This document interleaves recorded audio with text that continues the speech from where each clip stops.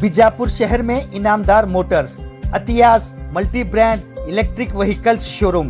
एक ही छत के नीचे कई कंपनियों की अलग अलग electric vehicle Inamdar motors Atiyas multi brand electric vehicles showroom में उपलब्ध है। इनका पता है Inamdar motors Atiyas multi brand electric vehicles, Mangoli road, Marathi विद्यालय के सामने, इनामदार कॉम्प्लेक्स, विजयपुर। बोलो भारत माता की।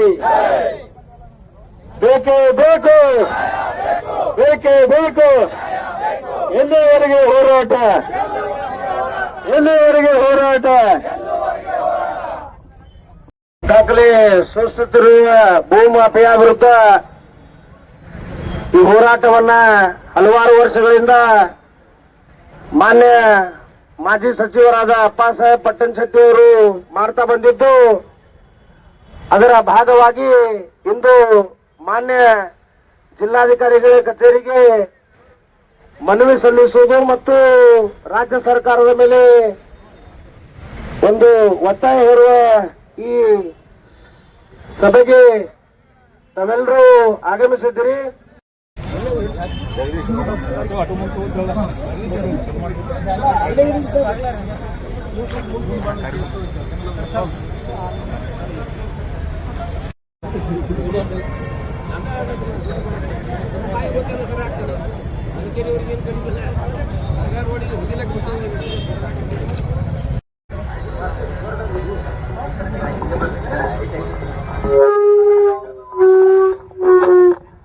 ಹಲೋ, ಇಲ್ಲೇ ಮಾತಾಡ್ತಾರೆ ಕೊಡುತ್ತೆ ನಂದು ಫೋನ್ ತೊಗೊಂಬಾಯ್ತಲ್ಲ ಮಾತಾ ಕಿ. ಸೇರಿದ ಎಲ್ಲ ಬಿಜಾಪುರ ನಗರ ಹಾಗೂ ಜಿಲ್ಲೆಯಿಂದ ಆಗಮಿಸಿದ ಎಲ್ಲ ಆತ್ಮೀಯ ಬಂಧುಗಳೇ, ಇವತ್ತು ಹಲವಾರು ವರ್ಷಗಳ ಒಂದು ವಂಚನೆಗಳಾದಂತ ನಿವೇಶನ ಅಂದ್ರೆ ಪ್ಲಾಟ್ಗಳನ್ನ, ಜಮೀನುಗಳನ್ನ ಕಳ್ಕೊಂಡಂತ ಎಲ್ಲ ಆತ್ಮೀಯ ಬಂಧುಗಳೇ, ಹಿಂದಿನ ಕೂಡ ಈ ವಿಚಾರವಾಗಿ ಧ್ವನಿಯನ್ನ ಸರ್ಕಾರಕ್ಕೆ ಮುಟ್ಟಿಸಿದ್ರು ಕೂಡ ಪದೇ ಪದೇ ಆ ಪ್ರಕರಣಗಳು ಬಿಜಾಪುರ ನಗರದಲ್ಲಿ ನಡೀತಾರೆ. ಇವತ್ತು ಈ ನಗರದ ಪ್ರಕರಣಗಳು ಇವತ್ತು ಇಡೀ ಬಿಜಾಪುರ ಜಿಲ್ಲೆಗೆ ವ್ಯಾಪಿಸಿದೆ. ಇವತ್ತು ಇಲ್ಲಿ ಆದ ನಂತರ ಇಂಡಿ ತಾಲೂಕು ಇರ್ಬೋದು, ಬಾಗೇವಾಡಿ ತಾಲೂಕು ಇರ್ಬೋದು, ಬೇರೆ ಬೇರೆ ತಾಲೂಕುಗಳಲ್ಲಿ ಕೂಡ ಅವ್ಯಾಹತವಾಗಿ ಈ ನಕಲಿ ದಾಖಲೆಗಳ ಸೃಷ್ಟಿ ಮಾಡಿ ಇವತ್ತು ಜಮೀನುಗಳ ಪರಭಾರೆ ಮಾಡುವಂತ ವ್ಯವಸ್ಥಿತವಾದಂತ ಸಂಚು ಇಲ್ಲಿ ನಡೀತಾ ಇದೆ. ನಾನು ಈಗಾಗಲೇ ಒಂದು ತಿಂಗಳ ಹಿಂದೆನೆ ಒಂದು ಪತ್ರಿಕಾಗೋಷ್ಠಿ ಕರೆದು ಈ ಸುದ್ದಿಯನ್ನ ಸರ್ಕಾರಕ್ಕೆ ಗಮನವನ್ನ ಸೆಳೆಯುವಂತ ಪ್ರಯತ್ನ ಮಾಡಿದ್ದೇವೆ. ಮುಖ್ಯಮಂತ್ರಿ ಗಮನಕ್ಕೂ ಕೂಡ ಈ ಒಂದು ವಿಷಯವನ್ನ ತಂದಿದ್ದೇನೆ ಮತ್ತು ಜಿಲ್ಲಾ ಉಸ್ತುವಾರಿ ಸಚಿವರ ಗಮನಕ್ಕೆ ಕೂಡ ತಂದ್ರು ಕೂಡ ಇವತ್ತು ಇನ್ನೂ ಅದರ ಬಗ್ಗೆ ಯಾವುದೇ ಕ್ರಮ ಆಗಿಲ್ಲ. ಗೊತ್ತೇ ಇವತ್ತು ನಾವು ಕೂಡ ಸ್ವಲ್ಪ ಸಮಯ ಕೊಟ್ಟಿದ್ದೇವೆ, ಯಾಕಂದ್ರೆ ಚುನಾವಣೆ ರಿಸಲ್ಟ್ ಫಲಿತಾಂಶ ಇವೆಲ್ಲ ಇದ್ದು ಕೂಡ ಇನ್ನೇನಾದ್ರೂ ಕಾರ್ಯೋನ್ಮುಖ ಆಗ್ತಾರ ಅನ್ನುವಂತ ಯೋಚನೆಯಲ್ಲಿದ್ದೀವಿ. ಮತ್ತು ಮಹತ್ವದ ಒಂದು ಪ್ರಥಮ ಹೆಜ್ಜೆ, ಹೋರಾಟದ ಪ್ರಥಮ ಹೆಜ್ಜೆ ಇಷ್ಟು ವರ್ಷಕ್ಕೆ ಬರೀ ಮನವಿ ಕೊಡುವಂತದ್ದು, ಪ್ರೆಸ್ ಮೀಟ್ ಮಾಡುವಂತದ್ದು ಮಾಡಿದ್ವಿ. ಇವತ್ತು ರಸ್ತೆಗಳಿಂದ ಹೋರಾಟ ಮಾಡುವಂತ ಪ್ರಥಮವಾಗಿ ಇವತ್ತು ಪ್ರಾರಂಭ ಮಾಡಿದ್ವಿ. ಇವತ್ತು ಎಷ್ಟಕ್ಕೆ ನಿಲ್ಲಂಗಿಲ್ಲ, ಯಾಕಂದ್ರೆ ನೂರಾರು ಕೋಟಿ ರೂಪಾಯಿಗಳ ಒಂದು ವ್ಯವಹಾರ ಇವತ್ತು ನಕಲಿ ಸೃಷ್ಟಿ ಮಾಡಿ ಜಮೀನು ಪರಭಾರೆ ಆಗಿದೆ. ₹1 ಅಲ್ಲ, ಲಕ್ಷ ಅಲ್ಲ, 2 ಲಕ್ಷ ಅಲ್ಲ, ಒಂದು ನೂರಾರು ಕೋಟಿ ರೂಪಾಯಿಗಳ ಭೂಮಿಗಳು ಇವತ್ತು ಕಳ್ಕೊಂಡಿದ್ದಾರೆ. ಇವತ್ತು ಬೆಳಗ್ಗೆ ಇವತ್ತು 4-5 ಮಂದಿ ಹೆಣ್ಮಕ್ಳು ಬಂದಿರೋ ಮನಿ, ನಮ್ದು ಕೂಡ ಈಗ ಡೂಪ್ಲಿಕೇಟ್ ಮಾಡಿ ನಮ್ಮ ಮನಿ ಕಬ್ಜಾ ಮಾಡ್ಯಾರ, ಇದು ಮಾಡ್ಯಾರ ಅಂತೇಳಿ ಬಂದಿರು. ಬಹಳಷ್ಟು ಮಂದಿ ಮಹಿಳೆಯರು ಬಂದಿರು. ಬರ್ತೀವಿ ಅಂದ್ರೆ ನಾನು ಬೇಡ, ನಾವೆಲ್ಲ ಹೋರಾಟ ಮಾಡ್ತೀವಿ, ನಿಮಗೂ ಕೂಡ ನ್ಯಾಯ ಸಿಗ್ತದೆ ಅನ್ನುವಂತ ಒಂದು ಭರವಸೆಯನ್ನ ನಾನು ಕೊಟ್ಟು ಬಂದಿದ್ದೇನೆ. ಇವತ್ತು ಬಿಜಾಪುರದಲ್ಲಿ ಬಹುತೇಕ ಸಬ್ ರಿಜಿಸ್ಟರ್ ಆಫೀಸ್ನಲ್ಲಿ ಏನ್ ಬೇಕಾದ್ರೂ ಹೇಳ್ತಿರ್ತಾರೆ ಮಂದಿ, ಯಾವ್ದು ಬೇಕಾದ್ರೆ ಕಾಗದ ವೈದ್ಯರು ಗೋಲ್ಮಟ್ಟು ವೈದ್ಯರು ಕೂಡ ಖರೀದಿ ಹಾಕಿ ಕೊಟ್ಬಿಡ್ತಾರೆ, ಸಬ್ ರಿಜಿಸ್ಟರ್ ರೊಕ್ಕ ಕೊಟ್ರು ಅಂತೇಳಿ ನೇರವಾಗಿ ಜನ ಮಾತಾಡ್ಕೊಳ್ಳುವಂತ ಪರಿಸ್ಥಿತಿ ಬಿಜಾಪುರದಲ್ಲಿ ಆಗಿದೆ. ಇಷ್ಟು ಒಂದು ಜನರ ಒಂದು ಕೂಗು ಇವತ್ತು ಯಾವ ರಾಜಕಾರಣಿಗಳಿಗೆ, ಯಾವ ಅಧಿಕಾರಿಗಳಿಗೆ ಕೇಳಿಸ್ತಾ ಇಲ್ಲ, ಅಷ್ಟು ಕಿವುಡಾಗ್ಯಾರ. ಇವ್ರ ಕಿವಿ ಕೇಳಿಸ್ಬೇಕಂದ್ರೆ ನಾವು ಇನ್ನೂ ಹೋರಾಟ ಜೋರಾಗಿ ಮಾಡಬೇಕಾಗ್ತದೆ. ಇವತ್ತೇನು ನಮ್ಮ ಹೋರಾಟ ಇವತ್ತು ಈಗಾಗಲೇ ಮುಖ್ಯಮಂತ್ರಿಗಳು ವರದಿ ಕೂಡ ವೈದ್ಯರು ಕೂಡ ಇವತ್ತು ಏನೋ ಒಂದು ಆಕ್ಷನ್ ಆಗಿಲ್ಲ. ಇವತ್ತು KDP ಮೀಟಿಂಗ್ ಅದ, ಅಚಾನಕ್ ನಾವು ಕೂಡ ಹೋರಾಟ ಫಿಕ್ಸ್ ಮಾಡೋ ದಿವಸನೇ ಅವ್ರು KDP ಜಿಲ್ಲಾ ಉಸ್ತುವಾರಿ ಸಚಿವರು ಎಲ್ಲಾ ಅಧಿಕಾರಿಗಳು ಇರ್ತಾರೆ. ಅದಕ್ಕೆ ನನ್ನ ಒಂದು ವಿಚಾರ, ನಾವು ಜಿಲ್ಲಾಧಿಕಾರಿ ಮನೆಗೆ ಅಧಿಕಾರಿಗಳ ಒಂದು ಕಚೇರಿಗೆ ಹೋಗಕ್ ಮಾಡಿದೀವಿ. ಹೆಂಗೋ 3 ಜನ ಅಲ್ಲೇ ಇದ್ರೆ ಎಲ್ಲರೂ ಕೂಡ ಅಲ್ಲೇ ಹೋಗೋಣ ಅನ್ನುವಂಥದ್ದು ಈ ಸಂದರ್ಭದಲ್ಲಿ ಹೇಳಿಕ್ ಬಯಸ್ತಾ ಇದ್ದೇನೆ. ಯಾಕಂದ್ರೆ ಇದು ಮಾತಾಡಿದ್ರೆ ಮುಗಿಯಂಗಿಲ್ಲ. ಇದು ನಾನು ಹೇಳಿದ್ದೀನಿ, ನಿನ್ನೆ ಕೂಡ ಪತ್ರಕರ್ತರ ಕೇಳೀನಿ. ಅಕಸ್ಮಾತ್ ಆಕ್ಷನ್ ಆಗದೆ ಇದ್ರೆ ನಾವು ಕೋರ್ಟ್ ಬರೀ ಹೋಗ್ತೀನಿ, ಜನರ ಪರವಾಗಿ ಕೇಸ್ ದಾಖಲು ಮಾಡ್ತೀನಿ ಸರ್ಕಾರದ ಒಂದು ವಿಚಾರವಾಗಿ ಅನ್ನುವಂಥದ್ದು ಕೂಡ ಈಗಾಗಲೇ ಹೇಳಿಕೆಯನ್ನು ಕೊಟ್ಟಿದ್ದೀನಿ. ಇದು ಇಷ್ಟಕ್ಕೆ ಬಿಡುವಂಗಿಲ್ಲ. ಇದು ಇವತ್ತು ಯಾವುದೇ ಸಂದರ್ಭದಾಗ ಯಾರ್ಯಾರು ಕಳ್ಕೊಂಡ್ರೆ ಯಾರು ಅನ್ಯಾಯ ಆಗ್ಯದ ಅವ್ರೆಲ್ರಿಗೂ ಹೊಳ್ಳಿ ಜಮೀನು, ಅವ್ರ ಭೂಮಿ, ಅವ್ರ ರೊಕ್ಕರೆ ಅಟ್ಲೀಸ್ಟ್ ಮುಟ್ಟುವರೆಗೆ ಈ ಹೋರಾಟ ನಿಲ್ಲಿಸೋದಿಲ್ಲ ಅನ್ನುವಂಥ ಮಾತನ್ನು ಕೂಡ ಈ ಸಂದರ್ಭದಲ್ಲಿ ಹೇಳಿಕ್ ಬಯಸ್ತೇನೆ. ಬಹಳಷ್ಟು ಜನ ಇವತ್ತು 18, 20, 30 ಪ್ಲಾಟ್ಗಳನ್ನ ಸಕಟೆ ಪರಬಾರಿಯಾಗಿ ಇದು ಹಿಂಗಾಗ್ಯದ, ನೀವು ಖರೀದಿ ಯಾಕೆ ಬರ್ತೀವಿ ಸಬ್ ರಿಜಿಸ್ಟರ್ ಆಫೀಸ್ ಹೇಳಿದ್ರು ಕೂಡ ಖರೀದಿ ಮಾಡುವಂತ ಪ್ರಯತ್ನ ಮಾಡಿದ್ದಾರೆ. ಇದು ಇನ್ನೂವರೆಗೆ ಬಹುತೇಕ ನಾನು ಎಂದು ತಿಳುವಳಿಕೆ ಬಂದು ಅಲ್ಲಿಂದ ಇಲ್ಲಿ ತನ 7-8 ವರ್ಷ ಯಾವ ಸಬ್ ರಿಜಿಸ್ಟರ್ ಅಧಿಕಾರಿ ನಡೆಸಿಲ್ಲ.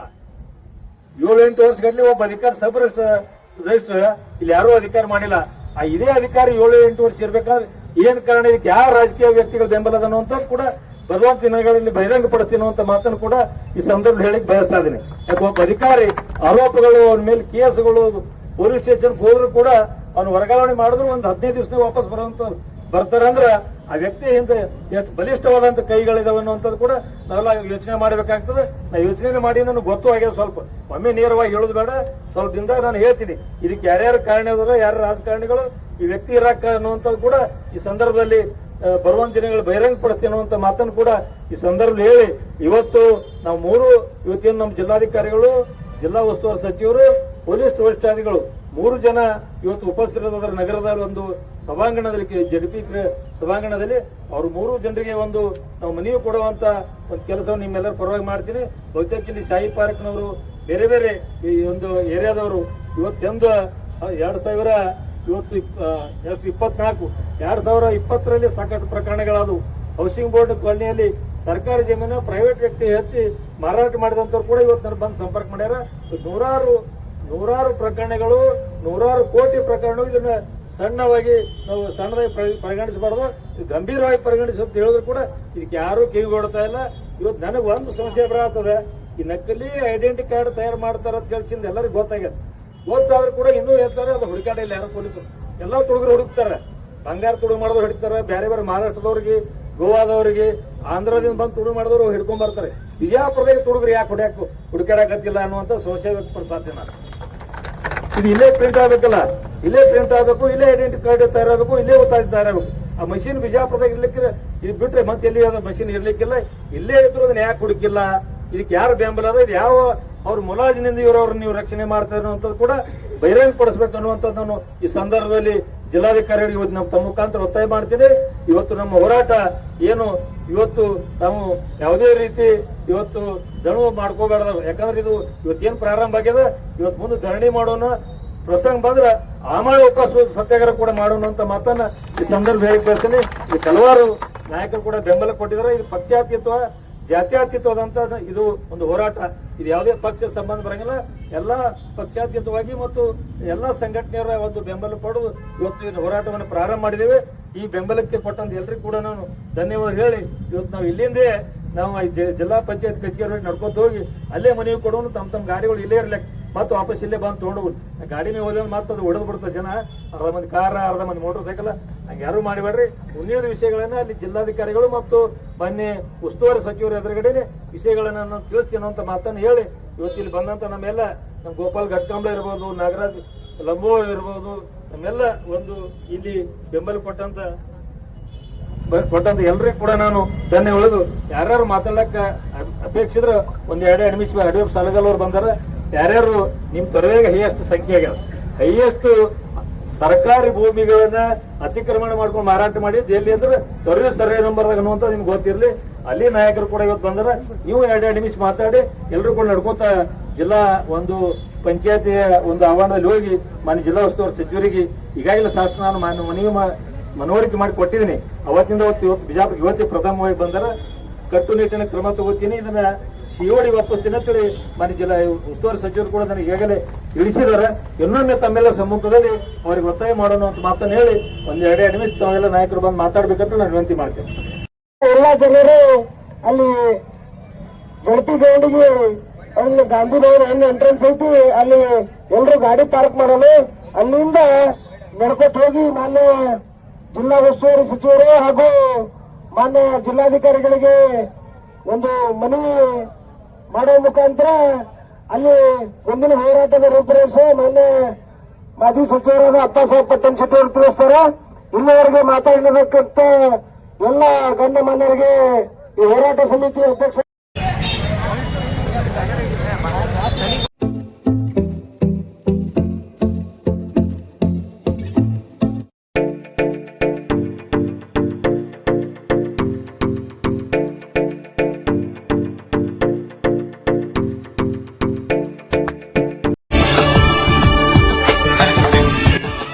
फातिमा इंटरनेशनल स्कूल, जहां आपके बच्चों के ख्वाबों की उड़ान को पंख मिलेंगे, तो देर किस बात की? Admissions are open. Please contact Fatima international school, Asar Gali, रोशन दरवाजा रोड, विजयपुर, या कॉन्टैक्ट करें 9148904786.